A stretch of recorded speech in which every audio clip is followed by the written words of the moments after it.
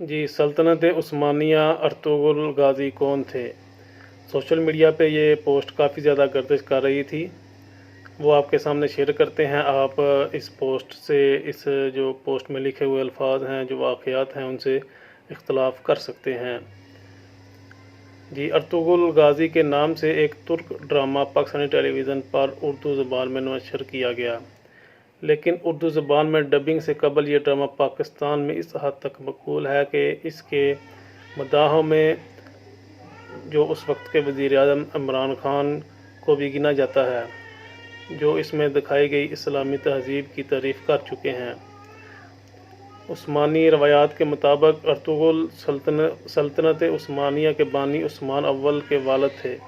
اس کے علاوہ ان کے بارے میں حقائق پر مبنی معلومات نہ ہونے کے برابر ہیں، جو تاریخی واقعات ہیں وہ تقریباً نہ ہونے کے برابر ہیں۔ کئی صدیوں تک دنیا کے ایک بڑے حصے پر حکمرانی کرنے والے اس خاندان اور سلطنت کے آغاز تاریخ کے دھندلکوں میں گم ہو چکا ہے۔ تاریخ کی کتابوں میں عثمانی روایات کے علاوہ اس دور کی دو ٹھوس نشانیاں، ایک سکہ اور بازنطینی سلطنت کے مورخ کی ایک تحریر اور عثمان کے ایک خواب کا ذکر ملتا ہے، جس کا ہم آگے چل کر ذکر کریں گے۔ جو بات طے ہے وہ یہ ہے کہ عثمان کا تعلق آج کے ترکی میں اناطولیہ کے علاقے میں آباد ترک خانہ بدوش قبیلے سے تھا، اور اس کی حکومت اناطولیہ کی چھوٹی چھوٹی حکومتوں میں سے ایک تھی، جن کی طاقت میں زیادہ فرق نہیں تھا۔ سوال یہ پیدا ہوتا ہے کہ آخر عثمان یا پھر ان کے والد نے ایسا کیا کیا کہ صرف اسی خاندان کا راج قبیلے سے چھوٹی ریاست اور پھر اناطولیہ کی بڑی سلطنت بننے سے 3 براعظموں میں پھیلا اور پھر خلافت میں تبدیل ہوا۔ سلطنت عثمانیہ کی بنیاد 14ویں صدی کے اوائل میں یعنی آغاز میں رکھی گئی اور یہ 20ویں صدی میں ختم ہوئی۔ اس دوران ایک ہی خاندان سے تعلق رکھنے والے 37 سلطان اس کی مسند پر بیٹھے۔ ایک مورخ کے مطابق کسی خاندان کا مسلسل اتنی دیر حکومت کرنا معجزے سے کم نہیں ہے۔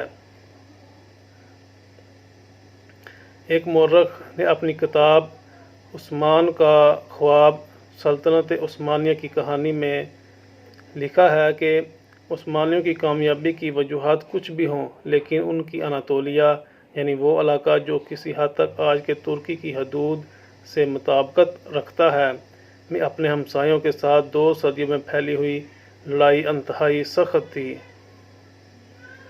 ارطغرل کے بارے میں عثمانی روایات۔ ایک کتاب سلطنت عثمانیہ کی تاریخ اور جدید ترکی میں اس روایت کا ذکر کرتے ہوئے لکھا ہے کہ سلطنت عثمانیہ کی شروعات تاریخ کے طالب علموں کے لیے ہمیشہ سے ایک اہم سوال رہا ہے، لیکن اس دور کے ذرائع کی کمی اور بعد کے ادوار میں لکھی گئی روایات میں تضاد کی وجہ سے پورے یقین سے کچھ کہنا مشکل ہے۔ انہوں نے اسی مشہور روایت کو بیان کرتے ہوئے لکھا ہے کہ عثمانیوں کا جد امجد سلیمان شاہ تھا، جو کائی قبیلے کے سردار تھے اور 12ویں صدی یعنی کہ 12 سینچری کے آخر میں شمالی ایران کے ایک علاقے میں آباد رہے۔ روایت کے مطابق منگول حملوں کے پیش نظر دیگر بہت سے ترک قبائل کی طرح یہ قبیلہ یعنی کائی قبیلہ بھی غلامی اور تباہی سے بچنے کے لیے نئے علاقوں کی طرف روانہ ہوا، اور ایک مورخ کے مطابق خیال ہے کہ سلیمان شاہ شام میں داخل ہوتے ہوئے دریائے فرات میں ڈوب گئے اور اس کے بعد ان کے 2 بیٹے واپس چلے گئے، جبکہ ارطغرل نے مغرب کی طرف اپنا سفر جاری رکھا اور اناطولیہ کے علاقے میں داخل ہو گئے، جہاں سلجوق حکمرانوں نے ان کی مدد کے بدلے انہیں اناطولیہ کے مغربی علاقے میں زمین دے دی۔ جے شاہ کی کتاب میں درج اس روایت کے مطابق ارطغرل 1280 میں چل بسے اور قبیلے کی قیادت ان کے بیٹے عثمان کو مل گئی۔ ایک اور مورخ لکھتی ہیں کہ عثمانی روایت کے مطابق ارطغرل نامی ایک قبائلی سردار شمال مغربی اناطولیہ میں آ کر سلجوق اور بازنطینی سلطنتوں کے بیچ کے علاقے میں آباد ہوا، اور اس روایت کے مطابق سلجوق سلطان نے ارطغرل کو سوغوت میں کچھ علاقہ عطا کیا تھا، لیکن ارطغرل کا عثمان سے کیا تعلق تھا؟ نامعلوم تاریخ والا سکہ۔ ایک مورخ لکھتی ہیں کہ عثمان کے دور سے ملنے والا واحد سکہ اگر اصلی ہے تو اس سے ثابت ہوتا ہے کہ ارطغرل یقیناً تاریخی شخصیت ہے۔ اس سکے پر درج ہے جاری کردہ برائے عثمان بل ارطغرل درج ہے۔ مورخ لکھتی ہیں کہ عثمان کا اپنے نام پر سکہ جاری کرنا ثابت کرتا ہے کہ وہ اس وقت صرف ایک قبائلی سردار نہیں تھے، بلکہ اناطولیہ میں اپنے آپ کو سلجوق منگول سلطنت کے سائے سے باہر ایک خود مختار امیر سمجھنا شروع ہو چکے تھے۔ تاریخ میں عثمانیوں کا پہلا ذکر۔ مورخ لکھتی ہیں، مورخ ایک عورت ہیں، وہ لکھتی ہیں کہ عثمانیوں کا پہلی بار ذکر سن 1300 کے قریب ملتا ہے۔ اس وقت کے ایک بازنطینی مورخ نے لکھا ہے کہ سن 1301 میں بازنطینی فوج کا سامنا عثمان نامی ایک شخص کی فوج سے ہوا۔ جنگ بافیوس کہلانے والی یہ لڑائی قسطنطنیہ یعنی جو موجودہ استنبول ہے کے قریب لڑی گئی تھی، اور اس میں بازنطینی فوج کو بری طرح شکست ہوئی۔ لیکن عثمانیوں کا بازنطینی سلطنت کے برابری کرنے میں ابھی بہت وقت تھا، اور جب ایسا ہوا تو اس کے ساتھ ہی ایک خاندان کا اچانک گمنامی سے نکل کر اتنا آگے آنے کے بارے میں کئی کہانیوں نے بھی جنم لیا۔ مورخ کہتے ہیں کہ عثمانی اس لحاظ سے خوش قسمت تھے کہ ان کا علاقہ قسطنطنیہ کے قریب تھا، جس سے کبھی بھی کامیابی کی صورت میں بڑا انعام یقینی تھا۔ یعنی کہ قسطنطنیہ جو آج کا استنبول ہے، اگر کوئی اسے فتح کر لیتا ہے تو یہ بہت بڑا انعام ہے۔ جو عثمان جو سیزن آج کل چل رہا ہے اس میں ایک خواب بھی دکھایا گیا ہے، عثمان کا خواب، اس کے بارے میں مورخ لکھتی ہیں۔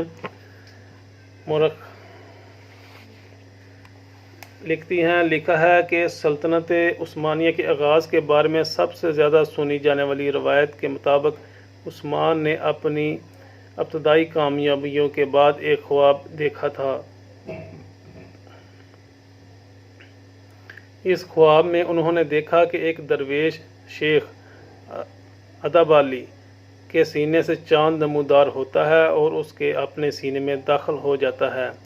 اس کے ساتھ ہی اس پیڑ سے ایک بہت بڑا درخت نکلتا ہے جس کا سایہ پوری دنیا پر چھا جاتا ہے۔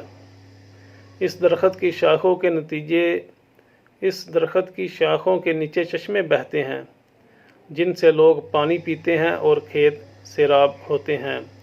عثمان نے جب شیخ ادابالی سے تعبیر پوچھی تو انہوں نے کہا کہ خدا نے عثمان اور اس کی اولاد کو دنیا کی حکمرانی کے لیے چن لیا ہے، اور انہوں نے کہا کہ ان کے سینے سے نکل کر عثمان کے سینے میں داخل ہونے والا چاند ان کی بیٹی ہے، اور جو اس خواب کے بعد عثمان کی اہلیہ بن گئیں۔ جو مورخ ہیں فنکل، وہ لکھتی ہیں کہ ابتدائی عثمانی سلطانوں کو اپنے آغاز کی تاریخ معلوم کرنے سے زیادہ دلچسپی دوسروں پر حکومت کے اپنے حق کو ثابت کرنے میں تھی، اور ان کے نزدیک ان کی سلطنت کا آغاز ایک خواب سے ہوا تھا جو عثمان نے ایک بزرگ درویش کے گھر میں قیام کے دوران دیکھا تھا۔ جو عثمان ڈرامہ آج کل چل رہا ہے اس میں بھی بالکل یہی ہے کہ عثمان جب ادابالی سے وہ جنگل میں ملنے جاتا ہے تو وہ ایک جھونپڑی کے نیچے خواب اس کو یہ والا خواب آتا ہے۔ وہ مزید لکھتی ہیں کہ اس خواب کی کہانی کے حق میں دستاویزی ثبوت بھی تاریخ میں ملتا ہے، اور وہ یہ ہے کہ سلطنت عثمانیہ کے ابتدائی دور کے زمینوں کے کاغذات سے اندازہ ہوتا ہے کہ عثمان کے دور میں ادابالی نامی بزرگ موجود تھے، اور اس بات کی بھی کچھ شہادت ہے کہ ان کی بیٹی عثمان کی 2 بیویوں میں سے ایک تھیں۔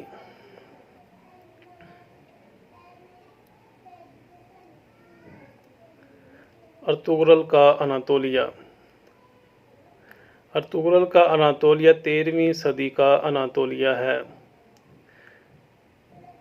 فنکل جو مورخ ہیں لکھتی ہیں کہ جس اناطولیہ میں یہ ترک قبائل پہنچے تھے وہاں بہت عرصے سے کئی نسلوں اور مذاہب کے لوگ موجود تھے، جن میں یہودی، آرمینیائی، کرد، یونانی اور عرب شامل تھے۔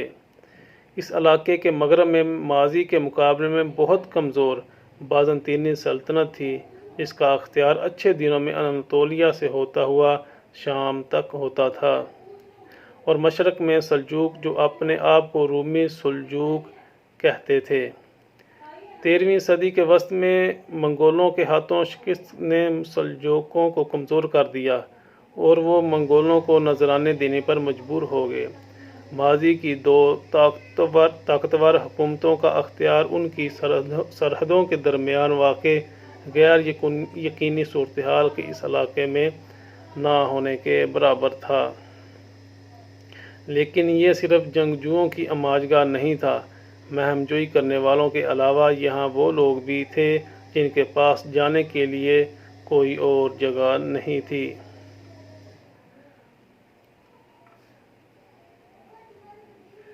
مورخ فنکل فرنٹیئر کے اس علاقے کی جہاں سلطنت عثمانیہ کی بنیاد رکھی گئی تصویر کھینچتے ہوئے بتاتی ہیں کہ اس علاقے میں خانہ بدوشوں، نیم خانہ بدوشوں، لٹیروں، فوجی مہمات کے شوقینوں، مختلف پس منظر والے غلاموں، درویشوں، راہبوں اور بکھری ہوئی آبادی کے دورے کرتے پادریوں، پناہ کی تلاش میں نکلے ہوئے بے گھر کسانوں، شہر والوں، سکون اور مقدس مقامات کی متلاشی، بے چین روحوں، سرپرستی کے متلاشی، مسلمان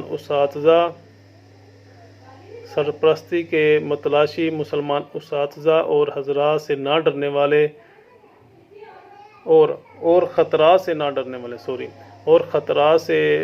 ڈرنے والے تاجروں کی گزرگاہوں کے جال میں بچھے ہوئے تھے۔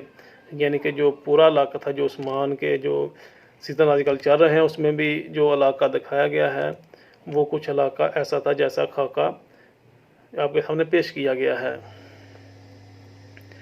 فنکل لکھتی ہیں کہ اس بد انتظامی والے علاقے کی خاص بات مسلمان درویشوں کی موجودگی تھی۔ مسیحی راہبوں کی طرح وہ بھی ہر وقت سفر میں رہتے یا پھر اپنے پیروکاروں کے درمیان قیام کرتے اور ان کی زندگی روایات کا حصہ بن گئیں۔ درویشوں کی کھولیاں علاقے میں اسلام کی اس تصویر کی نشانی تھی جو اناطولیہ میں سلجوقوں کی سلطنت کے سنی اسلام کے ساتھ عام تھا۔ جے شاہ اپنی کتاب میں لکھتے ہیں کہ ترک یعنی خانہ بدوش جب اناطولیہ آئے تو صوفی بزرگ بھی ان کے ساتھ آ گئے، جس پر طاقتور سلجوق حکمرانوں کو کوئی اعتراض نہیں تھا، کیونکہ وہ ان صوفیوں کی لوگوں میں مقبولیت کی وجہ سے اپنے علاقوں سے نکل جانے پر خوش تھے۔ جے شاہ مزید لکھتے ہیں کہ اس عمل میں کچھ مسیحی ہلاک اور اپنا علاقہ چھوڑ کر جانے پر مجبور ہوئے، لیکن زیادہ تر اپنی جگہ پر رہے۔ کچھ نے اسلام بھی قبول کیا۔ کچھ ترک صوفی سلسلے مسیحی مذہبی مقامات میں بھی داخل ہوئے، جہاں مسیحی اور مسلمان ساتھ ساتھ ایک ہی جگہ پر عبادت کرتے نظر آتے تھے۔ یہ مورخ جے شاہ نے اپنی کتاب میں لکھا ہے۔ ارطغرل کا مزار۔ سوغوت کے علاقے جس کے بارے میں کہا جاتا ہے کہ یہ ارطغرل کو سلجوق سلطان سے ملا تھا، میں ارطغرل کے نام کی ایک چھوٹی سی مسجد اور ایک مزار ہے، جس کے بارے میں کہا جاتا ہے کہ وہ ارطغرل کے بیٹے نے ان کے لیے بنائی، اور پھر جس میں عثمان کے بیٹے اورحان نے اضافہ کیا۔ یہ ارطغرل ڈرامے کے جو چوتھا سیزن ہے اس میں سوات کا علاقہ دکھایا گیا ہے کہ وہ ارطغرل کو جو سلطان تھے انہوں نے تحفے میں دیا تھا ان کی قابلیت کی وجہ سے۔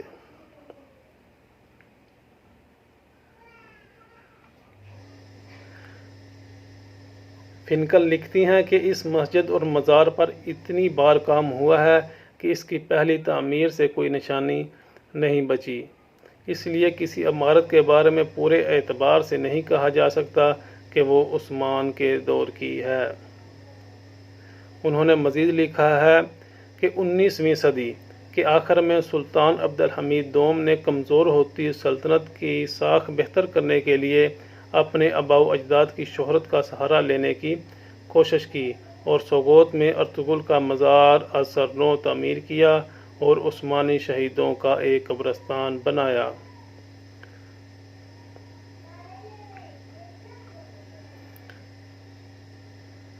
آپ کو یہ تحریر کیسی لگی؟ اپنی رائے کمنٹ میں لازم بتائیں، اور کیا آپ نے ارطغرل ڈرامہ پورا دیکھا ہے وہ بھی کمنٹ میں بتائیے گا، اور اس کے ساتھ جو آج کل چل رہا ہے عثمان ڈرامہ، عثمان کے نام سے، وہ بھی کورلوش عثمان کے نام سے جو ڈرامہ TRT پر چل رہا ہے وہ بھی آپ نے دیکھا ہے کہ نہیں، لازمی بتائیے گا، اور اس دونوں ڈراموں کے بارے میں اپنی رائے کمنٹ پہ لازمی لکھیں۔ بہت شکریہ۔